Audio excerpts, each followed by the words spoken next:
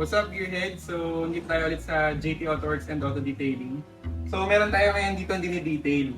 Bale, Honda Hatchback EG. So, ang story nitong kotse na to, 4 years siya nag-garage quit. So, ngayon binabalik natin sa alindog niya. So, yan, kung makita nyo, sobrang kinis na niya. Kung makita nyo to, bago i-detail dito, grabe. Sobrang parang mat-mat na yung kulay niya. So, yan, dahil nandito na rin siya, silipin na rin natin.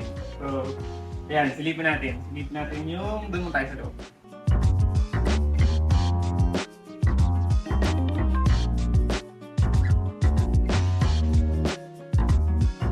So guys, ayan, dito tayo sa loob. So, yung loob niya, naka EG6 siya na gauge. Ayan, kung makita nyo. 9K RPM. Tapos white face siya. 180 km. So, alam ko kasi yung stock gauge ng hatchback. Alam ko may lumabas sa atin walang RPM. Hindi ko lang sure kung may variant na may lumabas na may RPM.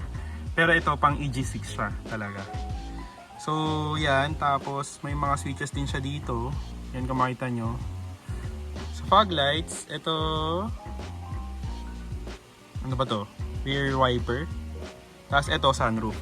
Yan. So, naka-sunroof din siya. Tapos, naka-retract din. Yan. Bali, ang alam ko local variant sa atin, walang power retract. So, ayan. Sa manibela, naka-momo. Tapos kung di ako nagkakamali, eto alam ko JDM din to. Yung climate control niya. Hindi ko lang masyadong sure yung pinagkaiba nila kung ano nung exactly pinagkaiba nila nung PHDM. Pero alam ko JDM din to. Yan, tapos naka SIR tayo na shift knob. Tapos sa interior ano ba to? Blue brick na Gutters interior. Alam ko si EG6 din to. So floating headrest siya. Yan. Tapos ito long pocket yung ano niya. Center console niya. Mahaba hanggang likod. Yan. Kung makita nyo, halos nakadikit na siya doon sa yan. Halos nakadikit na siya doon sa back seat. Yan. Tapos kung makita nyo, meron siyang speaker. May speaker siya dito, Gutters. Ang stock PHDM walang ganito. Tapos wala rin ito. Ang stock PHDM. Tapos iba din ang backseat. Pag hiniga kasi to, pag sa Gutters pantay siya. So, yan ang interior. Straight Gutters EG6.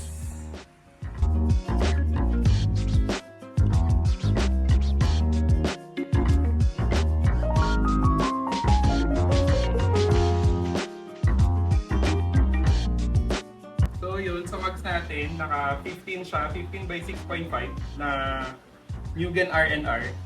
So, meron tayong local na ganito rota. Ito ang kamukha. Pero ito, kita mo naman, dito may marking siya kapag ulit. Dito nyo makikita. R&R, tapos may Mugen siya dyan. Tapos syempre, Mugen yung fender caps. Tapos naka-rear disc din siya kasi nga naka-change engine to. Mamaya, pakita ko sa inyo yung makina.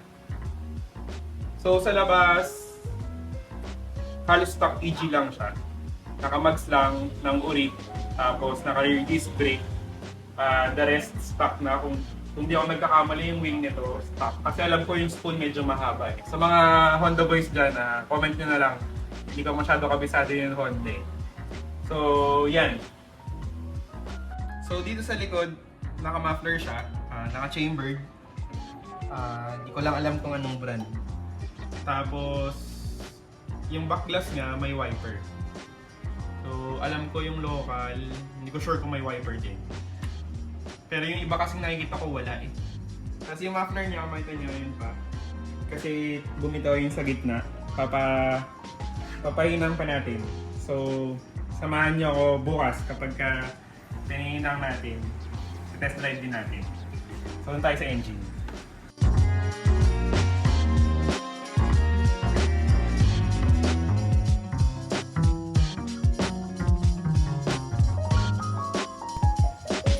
So, sa engine bay, naka V16 siya. Ang EG6 alam ko V16A, pero ito V16B. So V16B Type R ang alam ko. So syempre mas malakas naman yung Type R kaya siguro V16B yung pinag.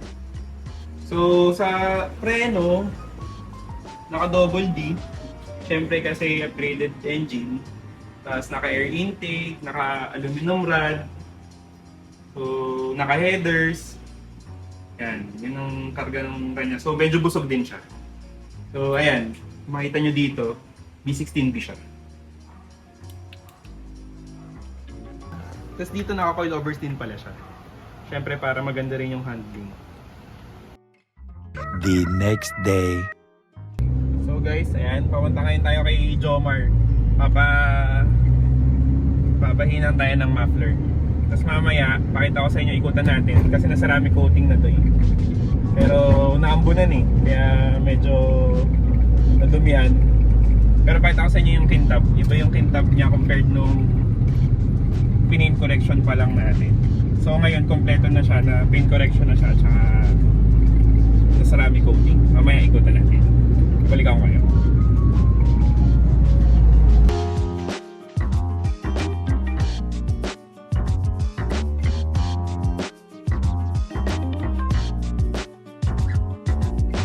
Okay guys, ngayon dito na tayo kay Kuya Jomar. So ayan, dala natin yung rin natin.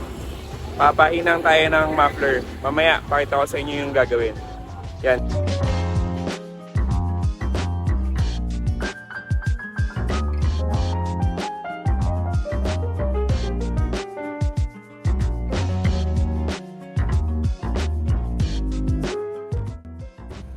So yun guys, nadala natin siya kay Kuya Jomar. Nakabit na yung muffler.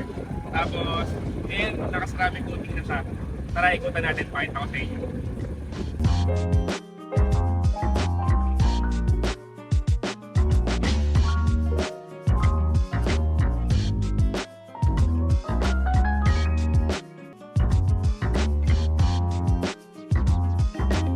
So yun guys, natapos natin itong EG. O nga pala yung mga gears dyan na gustong magpa-detail sa JT Auto Works and Auto Detailing. May 10% discount tayo basta nakasubscribe kayo sa akin. So, kasunod guys, drive safe, drive safe.